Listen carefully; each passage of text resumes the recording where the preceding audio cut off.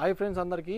దోమల అభిలాష్ అనే అన్నకి ఆర్మీ జాబ్ వచ్చిందంట. తన ఫస్ట్ సాలరీతోని కొన్ని ఆశ్రమాలకి డొనేట్ చేస్తున్నాడు ఫస్ట్ సాలరీతోని. అలాగే ఈరోజు మన ఆశ్రమానికి వచ్చి పిల్లలకి డ్రెస్సులు, దాంతోపాటు ఫ్రూట్స్ 5000 డొనేట్ చేసి చాలాసేపు పిల్లలతో టైం స్పెండ్ చేసి వెళ్ళారు. చాలా సంతోషంగా ఉంది. తన ఫస్ట్ సాలరీని పిల్లల అన్నదానం కోసం కానీ, ఆశ్రమాలకి డెవలప్మెంట్ కోసం కానీ డొనేట్ చేయడం.